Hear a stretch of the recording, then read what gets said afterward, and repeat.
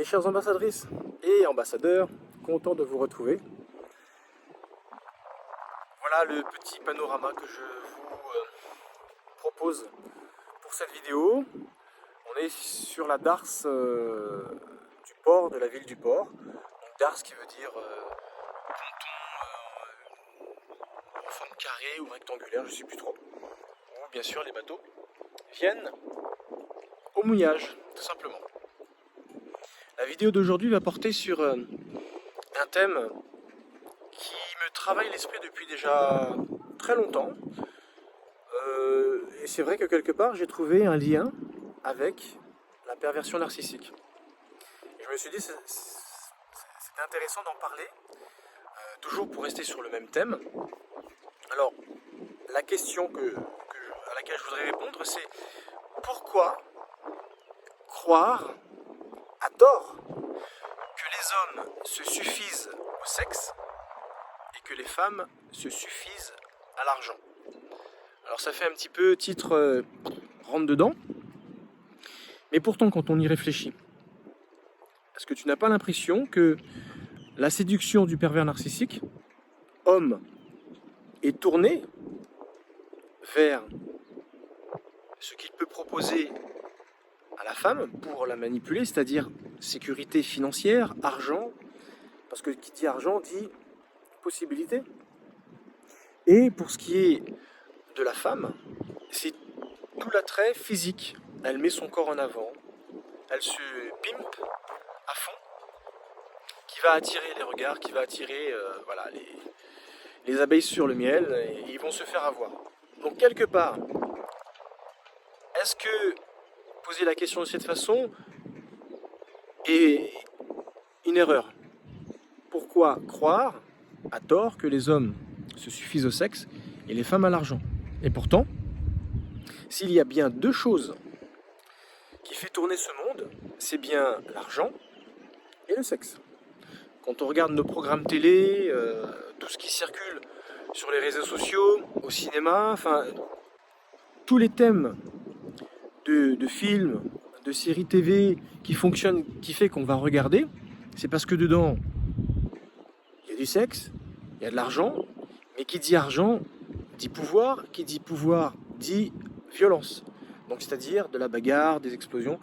C'est ça qui fait que les gens sont intéressés pour regarder un programme. C'est parce qu'à chaque fois, on tourne toujours autour de ces thèmes. Sexe, argent. Et qui dit l'un et l'autre signifie d'autres choses. Mais alors pourquoi il en est ainsi? Pourquoi? Quelle énergie le sexe a et quelle énergie l'argent a, qui fait que dans notre monde, tel que nous l'avons créé et tel qu'on nous l'impose, on vit au travers de ces choses, mais quelque part, on est consommateur de ce genre de programme qui tourne toujours autour de ces choses. Mais le sexe, c'est une énergie de plaisir. Ceux qui s'intéressent à savoir est-ce qu'un tel va pécho un tel, est-ce qu'ils vont se marier, est-ce qu'un tel va sortir avec, les séries à l'eau de rose, ça tourne autour du plaisir, de l'amour. Donc quelque part, ça cache le côté sexuel. L'argent, l'énergie, c'est le pouvoir. Qu'est-ce qui se cache derrière le pouvoir? Eh bien, la possibilité de faire plein de choses, de décider, de commander, de diriger, de faire comme bon nous semble, et d'imposer son point de vue, son idéalisme, son idéologie, parce qu'on a le pouvoir. Et qui dit pouvoir dit arme. Qui dit arme dit influence, dit dissuasion, et dit du coup argent, parce que pour avoir tout cela, ça se finance. Une guerre se finance. Si tu veux taper sur le voisin, il faut lui prouver que tu as un armement. Et un armement, ça se construit avec de l'argent. Tu vois, les déclinaisons qu'il y a entre le sexe avec le plaisir, alors soit brut, ou soit romantique, mais ça reste quand même l'énergie du sexe. Et l'énergie de l'argent, qu'est-ce qui se cache derrière comme énergie? C'est le pouvoir. L'argent, c'est un facilitateur de choses. Avec l'argent, on peut faire plein de choses dans sa vie. Donc du coup, c'est pour ça que ça intéresse beaucoup de personnes. Mais, du coup, l'énergie du sexe intéresse les hommes, plus. Et l'énergie de l'argent intéresse beaucoup plus les femmes. Et le but de cette vidéo, c'est d'essayer d'expliquer pourquoi.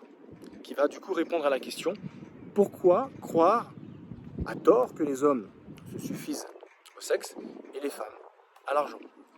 Alors comme d'habitude, j'ai fait des recherches.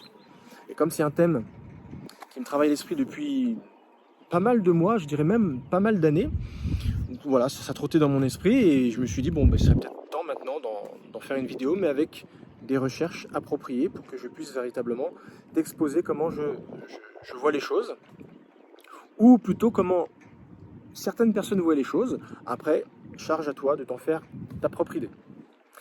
Alors, on va commencer par une première explication que j'appellerais une explication empirique, ou l'inconscient collectif.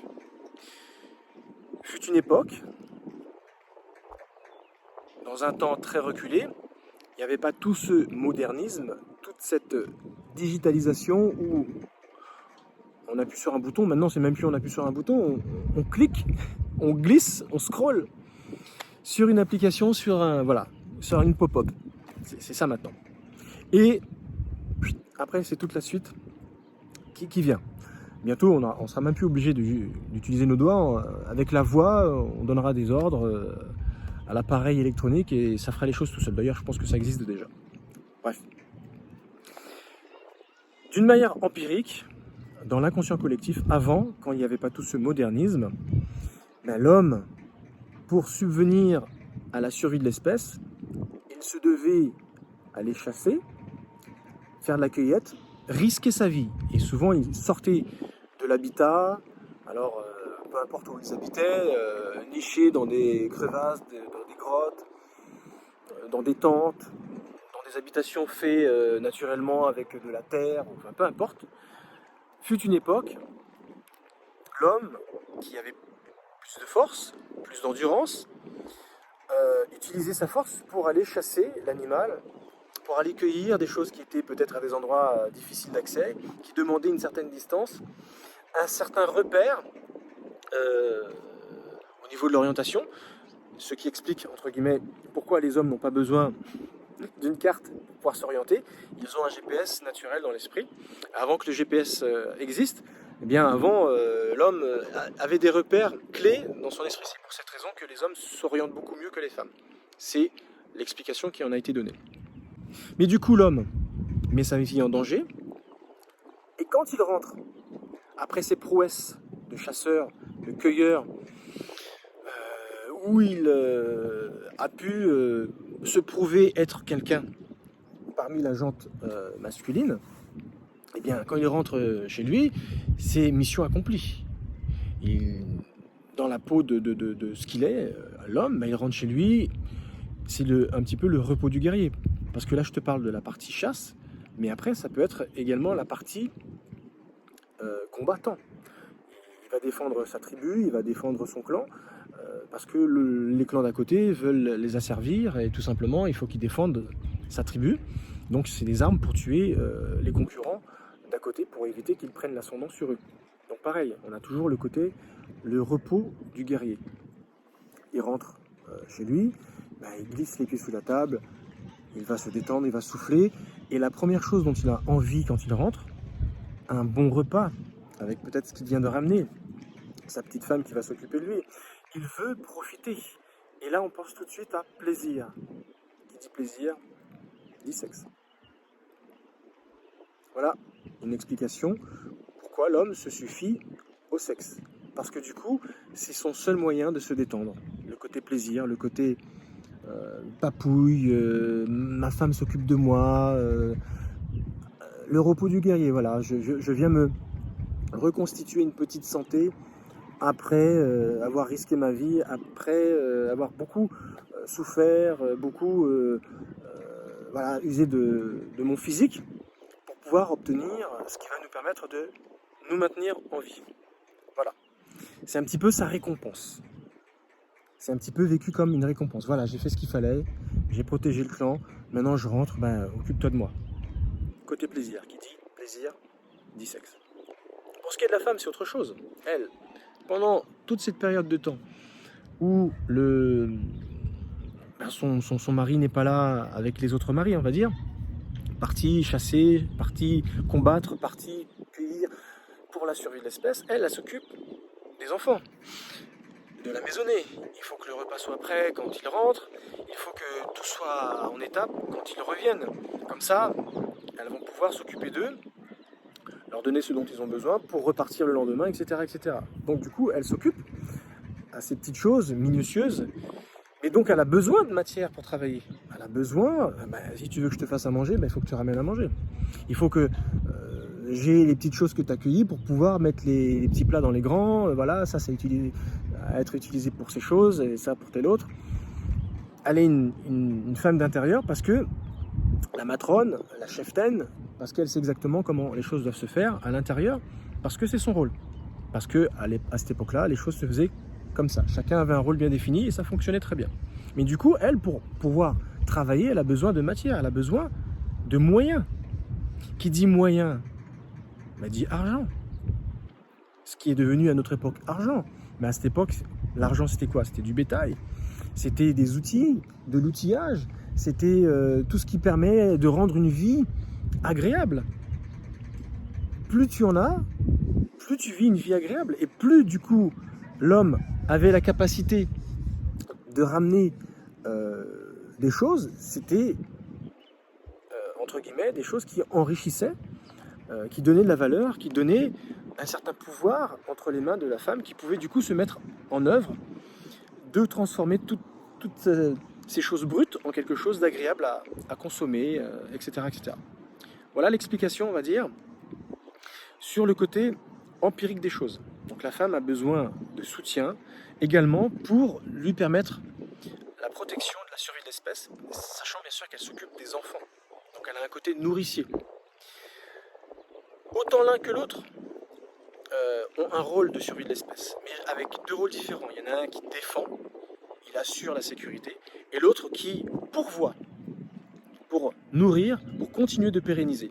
Donc on sent bien ici, chez la femme, le rôle du moyen de subsistance. Elle a besoin de moyens de subsistance pour continuer à pourvoir à l'homme pour que lui puisse se nourrir, se détendre et repartir pour un meilleur lendemain. Donc ça, c'est le côté empirique des choses. La deuxième explication qu'on peut avoir, c'est une fois de plus la pyramide de Maslow. Sans rentrer dans le détail, ce qui nous intéresse, c'est la base et l'étape juste après. Maslow détermine les besoins fondamentaux des êtres humains par les besoins physiologiques.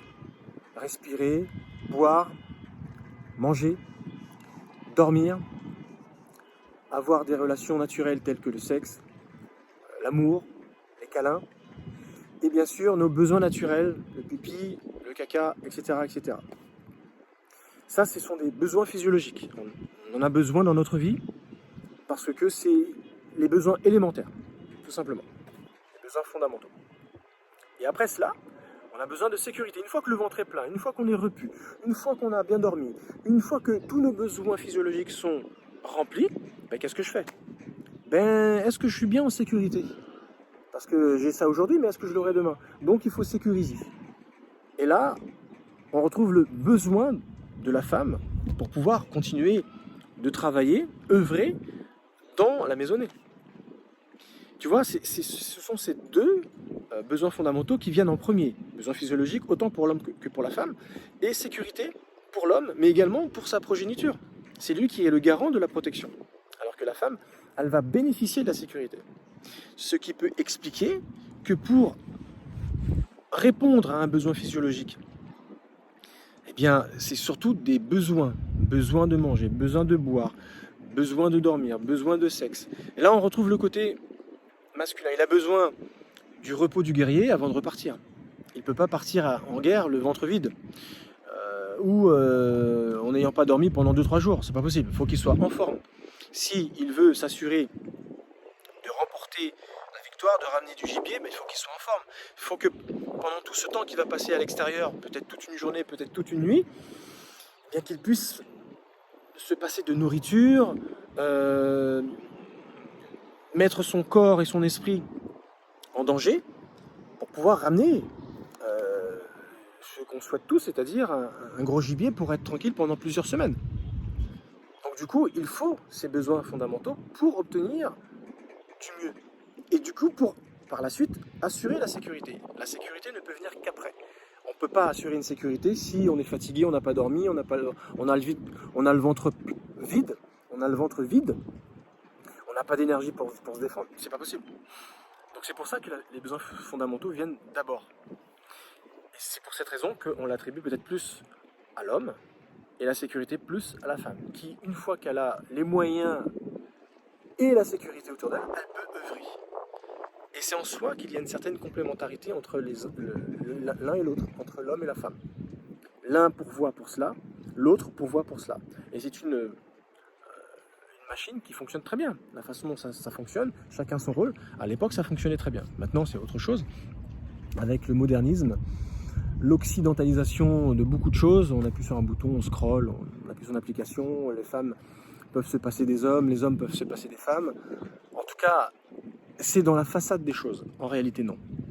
Si on a autant de douleurs, on a autant de problèmes de cœur, il y a autant de divorces, il y a autant de... C'est parce que c'est d'un coup, bien sûr, dû au modernisme, dû aux personnes, bien sûr, qui ont de moins en moins de moralité sur les choses, qui vivent pour leurs besoins personnels, leurs désirs personnels et égoïstes, sans regarder l'éthique des choses, le bien fondé des choses.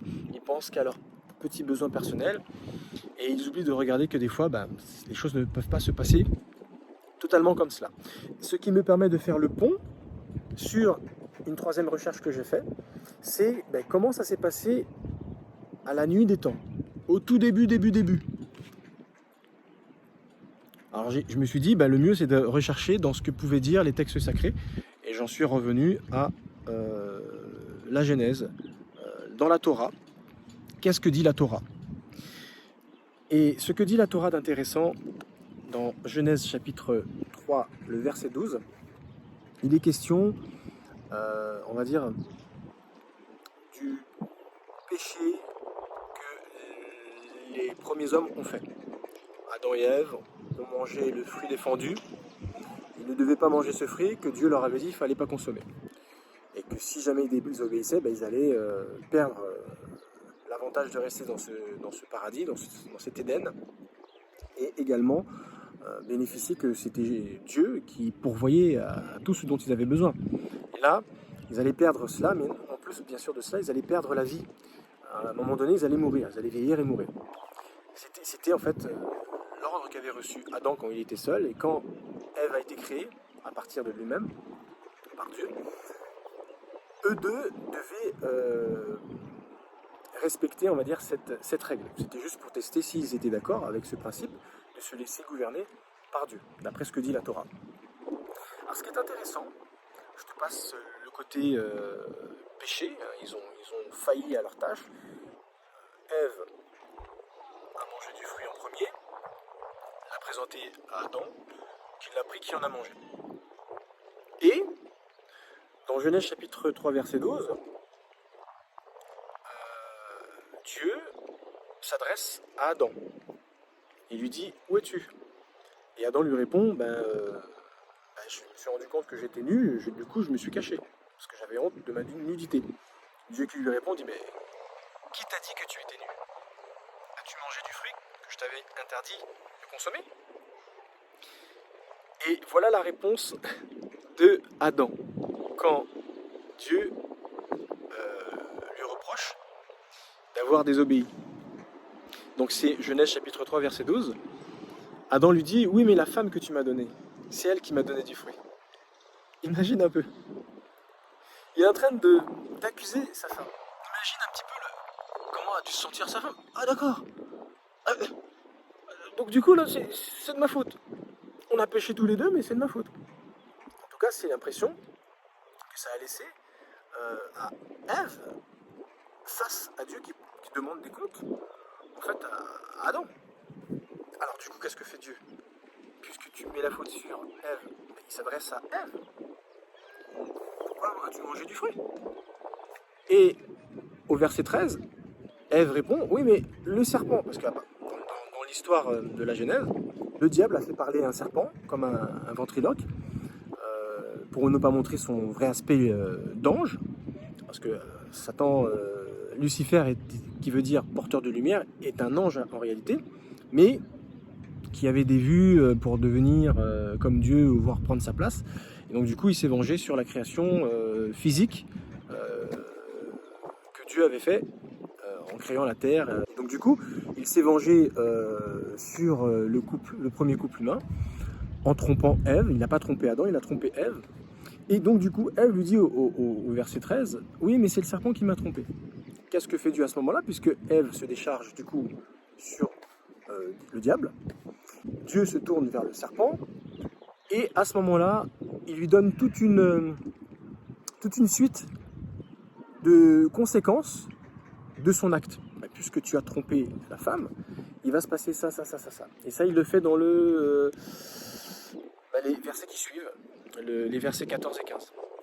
Donc c'est la sentence du diable, qu'il va mourir un jour. Actuellement, d'après la Torah, il n'est pas encore mort. Il va mourir parce que c'était un être parfait, mais qui a fait un péché, qui a fait une bêtise, qui ne peut pas être pardonné parce que les êtres parfaits, selon la Torah, eh bien, n'ont pas le pardon de Dieu. Après avoir donné la sentence au diable, il se tourne maintenant vers Ève. Toi, c'est ça ce qui est marrant, c'est qu'il fait les choses en décroissant pour revenir au croissant, dans l'ordre des choses. Et c'est, puisque la faute a été mise une dernière fois sur le serpent, sur le diable, donc du coup, il donne la sentence au diable. Ensuite, il se tourne vers Ève et il lui dit, puisque tu as écouté la voix du serpent, tu t'es laissé avoir, voilà ta sentence. Enfin, ta sentence, c'est pas vraiment une punition, c'est plutôt les conséquences de ce que tu as fait. Parce que toute mauvaise action entraîne systématiquement une conséquence, comme toute bonne action entraîne une bonne conséquence. Et là, en fait, Dieu n'est pas en train de dire, puisque tu as fait ça, voilà ce qui va se passer pour toi, tant pis pour toi, je vais te punir. Non, c'est pas une punition de Dieu, c'est plutôt, malheureusement, ce que tu as fait va donner ça comme conséquence. Et la conséquence de Ève, écoute bien, c'est au verset 16, c'est qu'elle aura des douleurs pendant sa grossesse et pendant son accouchement. Et son désir sera intense envers son mari, et lui la dominera. Quand j'ai lu ça, je me suis dit, ah ouais, quand même.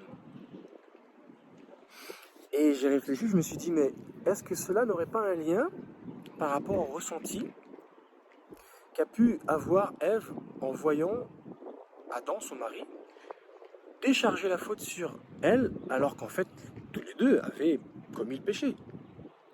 T'imagines un peu ce qu'elle a dû ressentir? Ah, d'accord, tu mets la faute sur moi. Devant Dieu, tu oses me dire que c'est moi la fautive parce que je t'ai fait manger le fruit. Je t'ai proposé le fruit. Donc du coup, qu'est-ce qu'elle a dû ressentir?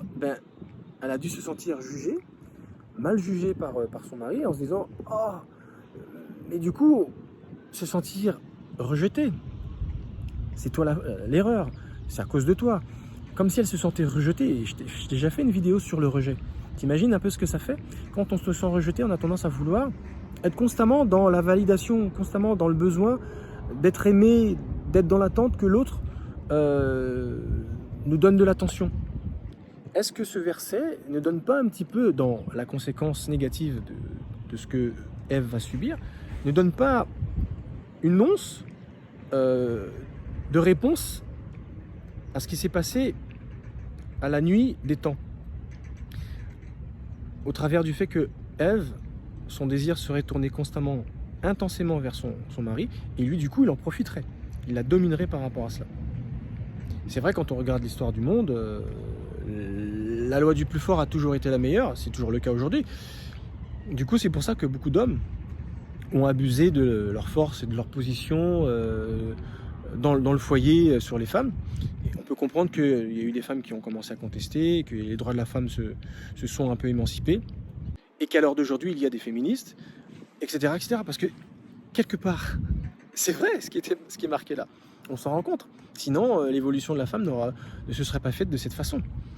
Et pour ce qui est de la sentence d'Adam, Dieu, après avoir donné la sentence à Ève, se tourne vers Adam, dans l'ordre du coup croissant. Il termine par lui en disant puisque tu as écouté la voix de ta femme, au verset 17, et bien du coup, le sol de la terre est maudit à cause de toi. Tu vas devoir la travailler à la sueur de ton front, ça sera dur. Il y aura épines, chardons qui pousseront, donc des mauvaises herbes qui correspondent en fait à ton action. Et tu vas devoir travailler la terre. Alors qu'avant, tout poussait naturellement. Il n'y avait pas besoin de mettre d'engrais, il n'y a pas besoin de travailler la terre. Tout poussait naturellement. Tu n'avais qu'à cueillir et t'en délecter, profiter. Là, du coup, tu seras obligé de planter, etc., etc. Ça, c'est la sentence. Les conséquences, on va dire, négatives que Dieu a annoncées à Adam. Alors, tu te dis, finalement, quand on regarde cet aspect du récit de la Torah, on se dit, mais si Adam n'avait pas écouté sa femme, on en serait où aujourd'hui? Mais il est bien, lui, quand même. Il a été créé avant Ève. Dieu lui avait parlé. Il lui avait donné les conditions de vie dans ce paradis, les règles à suivre. Il les a dites à Ève une fois qu'elle a été créée. Donc effectivement, lui, il l'a reçu directement de Dieu et Ève l'a reçu directement de lui. Mais quand il a vu sa femme présenter le fruit, il savait très bien ce qu'il faisait. Ils étaient tous les deux parfaits. Ève s'est laissée tromper comme quelqu'un qu'on manipule. Le diable a manipulé Ève, peut-être parce qu'elle avait moins de vie sur la terre. Elle est venue bien après. Moins d'expérience. Et puis, c'était son mari qui lui avait parlé, alors que Adam, c'est Dieu directement qui lui a parlé. Il aurait très bien pu dire non à sa femme. Mais non, t'as fait une erreur. Il aurait dû reprendre sa femme. Donc on ne sait pas à quoi le monde ressemblerait aujourd'hui si jamais il avait repris sa femme, mais toujours est-il qu'il a décidé de suivre sa femme. Donc du coup, il a bon dos devant Dieu de se décharger en disant mais la femme que tu m'as donnée, c'est elle. Ben non, on peut comprendre que ça y fait mal en fait à Ève. Et que du coup, dans les sentences qu'ils ont reçues, ça correspond tout à fait aux relations qui existent entre les hommes et les femmes à l'heure actuelle quand tu regardes bien. L'homme use de son pouvoir, de sa position de celui qui gagne de l'argent et qui pourvoit à la famille, et il en use. Fut une époque, il y a une centaine d'années en arrière, c'était beaucoup ça, parce que les femmes ne pouvaient pas travailler, n'avaient pas le droit de vote, elles travaillaient qu'à la maison, et cette façon de fonctionner, on pourrait très bien y retourner très rapidement si demain, un jour, il y a une guerre qui nous tombe dessus. On va vite retrouver les femmes retourner au foyer et les hommes retrouver le rôle de protecteur, comme à l'époque empirique. Parce que tout simplement, le naturel revient en galop, tout simplement. Et là, on vit dans une société moderne où les femmes se passent des hommes, les hommes se passent des femmes. Mais je te disais tout à l'heure, entre guillemets, parce qu'en réalité, si on n'a pas été créé de cette façon, au fond de soi, c'est quelque chose qui nous manque. Une vie de couple harmonieuse, bon, bien sûr avec l'évolution de notre époque, avec chacun un rôle bien défini qui fait que ça fonctionne bien. Alors, le but de la vidéo n'est pas de dire ce que la femme est censée faire et ce que l'homme est censé faire, mais quoi qu'il arrive, dans l'inconscient collectif, et c'est à cela que je veux en venir, on oublie le côté écriture sainte de la Torah. Dans l'inconscient collectif, si Dieu a créé l'homme de cette façon avec une mission et la femme de cette façon avec une mission, ça veut dire que l'un comme l'autre ont besoin de recevoir de l'un et de l'autre un certain retour. Et c'est peut-être pour cette raison qu'à tort, on a tendance à croire que l'homme se suffit au sexe et la femme à l'argent. Tout simplement. Parce que du coup, elle a besoin, dans les besoins fondamentaux de la femme, je l'avais expliqué déjà ça dans une vidéo, quels étaient les besoins fondamentaux, toujours tirés des Écritures saintes, qu'on retrouve, je crois, cette fois-ci dans la Bible, et pas dans la Torah, que l'homme a besoin de respect, et la femme a besoin de plus de choses que l'homme. Elle a besoin de sécurité, donc du coup, de présence physique de l'homme, et qui, quelque part, fait clin d'œil avec la sentence que Dieu a donnée à Ève. Tu seras dépendante intensément, ton désir plutôt sera intense vers ton mari. Tu auras besoin de lui pour vivre, grosso modo, pour ta sécurité, pour te sentir protégé. Et c'est vrai, une femme qui vit seule, c'est une femme souvent qui est en danger. Surtout si, physiquement parlant, elle est jolie, très attrayante, elle aura plein de soucis. si elle habite dans un quartier où elle est la seule célibataire et il y a beaucoup de jeunes hommes, voilà. C'est bien d'avoir un papa, c'est bien d'avoir des frères. C'est vrai. Ou en tout cas d'être marié ou d'avoir des hommes dans sa famille qui permettent à la femme une certaine sécurité. C'est pas faux de le dire. Et donc du coup, pour faire allusion à ce que disait la Bible cette fois-ci et non pas la Torah, l'homme, il est dit que l'homme, dans les besoins fondamentaux, il a besoin de respect. Alors que la femme a besoin de sécurité par une présence physique, donc on suppose forcément par rapport à l'homme. Elle a besoin d'être mise en valeur, qu'on honore ce qu'elle fait, parce qu'une femme a tendance à douter d'elle, elle a besoin qu'on la rassure, et là ça fait petit clin d'œil encore à la réaction de Ève par rapport à Adam. Oh, donc c'est de ma faute, donc je suis fautif. Donc tu vois, cette tendance de souvent douter, de se remettre en question, de ne pas savoir, elle a besoin qu'on la rassure.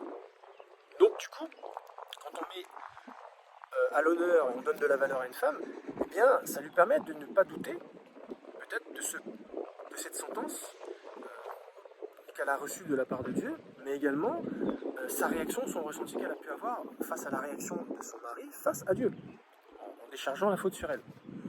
Et la troisième chose dont une femme a besoin, que je me rappelle, c'est d'être comprise. Elle a constamment besoin d'être comprise. C'est quelque chose de hyper important pour elle. Et que régulièrement, elle a besoin de parler. C'est pour ça qu'une femme parle beaucoup plus et le cerveau travaille beaucoup plus, même la nuit, contrairement à un homme qui souvent a l'impression qu'il est mort. Quand on regarde l'activité électrocardiogramme du cerveau d'un homme, comparé à une femme, parce que tout simplement, lui, il est en train de dormir, il récupère pour sa journée suivante. Tout simplement. On est simplement fait différemment. Ce que je voulais dire, c'était cela qui peut du coup expliquer pour quelle raison une femme en demande beaucoup plus, les femmes modernes. Souvent, je vois des vidéos sur les réseaux sociaux, ça me fait rire. Voilà ce que les femmes veulent. Elles veulent un homme attentionné, un homme présent, plein d'attention, affectueux, qui a de l'argent, qui l'entoure de beaucoup d'amour, généreux. Voilà, et on peut y mettre tous les adjectifs qui vont du coup rassurer, et on retrouve le côté sécurité de la femme.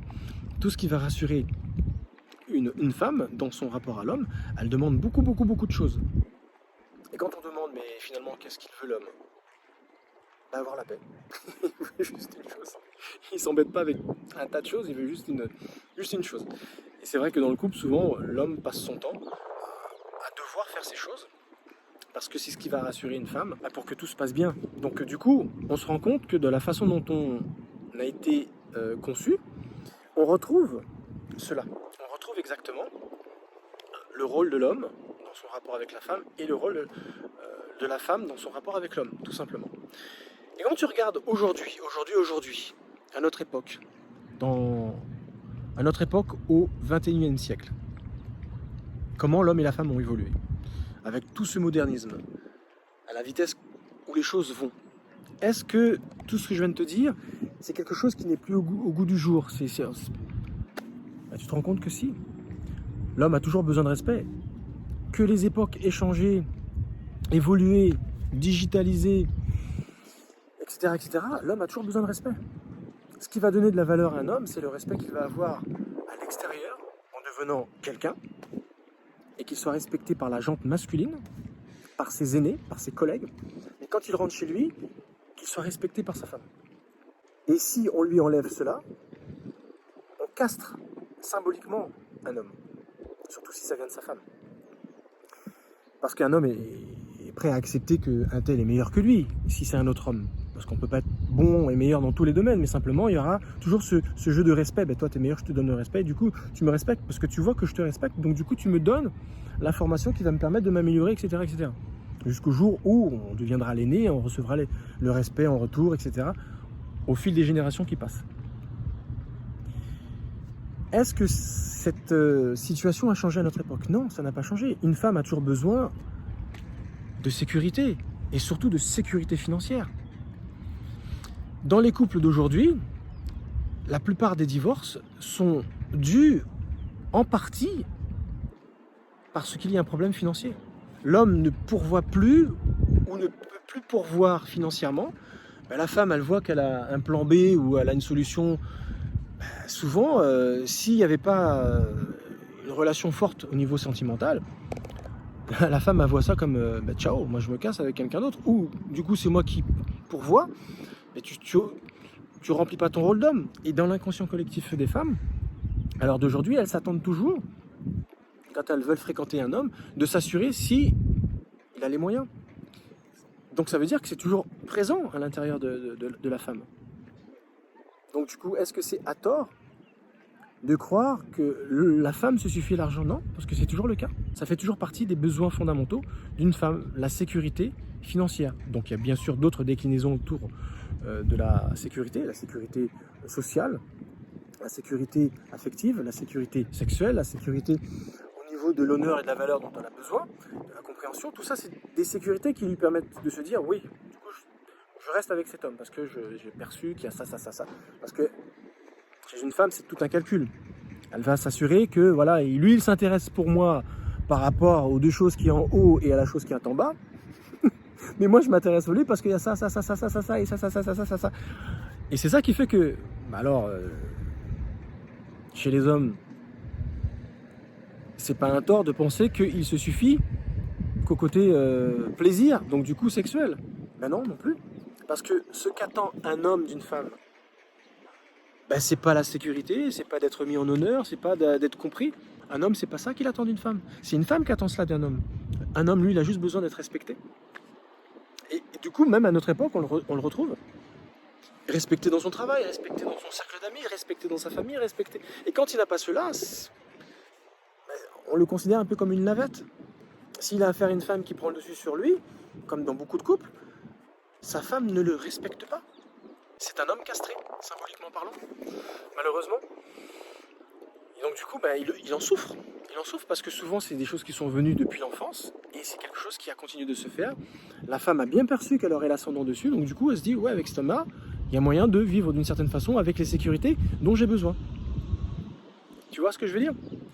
Quand tu regardes ce qui se passe actuellement à Dubaï, il y a un réseau de prostitution haut niveau, ce qu'on appelle de la prostitution de luxe. Tu as des femmes d'une vingtaine, trentaine d'années qui viennent de tout pays, d'Europe, essentiellement d'Europe.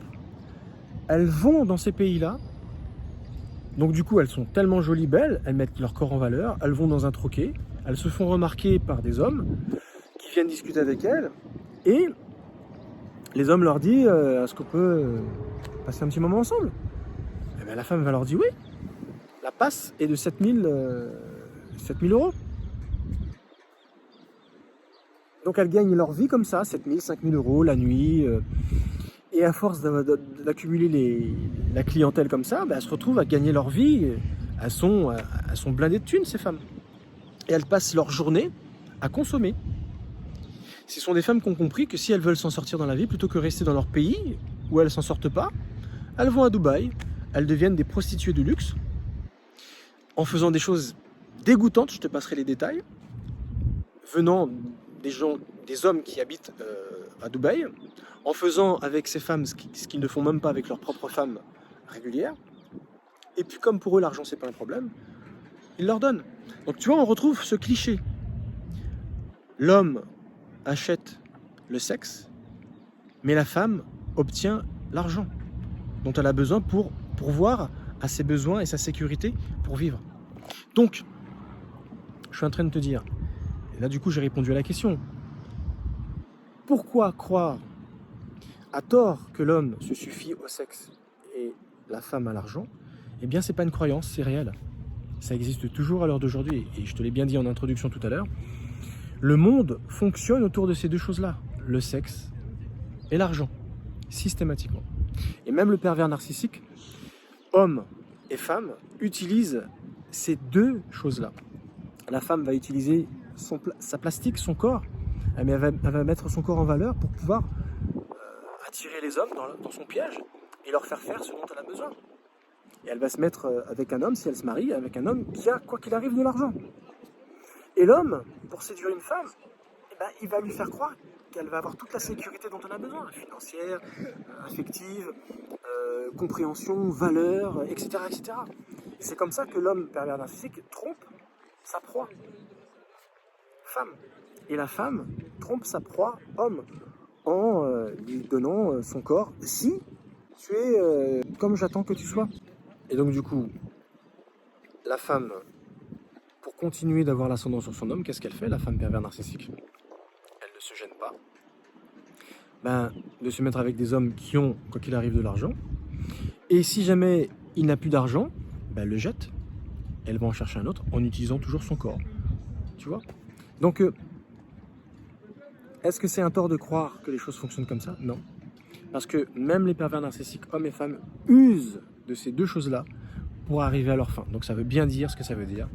L'homme est axé sur le sexe, et ce qui se décline derrière le sexe, et la femme sur l'argent, avec ce qui se décline derrière l'argent. C'est la dure réalité de notre existence, de notre époque, et ça existe depuis bien longtemps, malheureusement. Merci de m'avoir suivi, merci de me dire en commentaire si tu es d'accord avec tout ce que je viens de te dire. Ça va peut-être m'inspirer pour d'autres vidéos. N'oublie pas le quiz pour pouvoir t'aider à te mettre en mouvement, et également ma masterclass 2.0 pour véritablement savoir comment fonctionne la biosyntho-résonance, la BSR, qui va te permettre véritablement de retrouver ta dignité, ton identité, qui va te mener à ton bonheur et d'obtenir et d'être la meilleure version de toi-même grâce à cet accompagnement qui va te faire énormément de bien. Merci de m'avoir suivi, à très bientôt pour une prochaine vidéo. Ciao.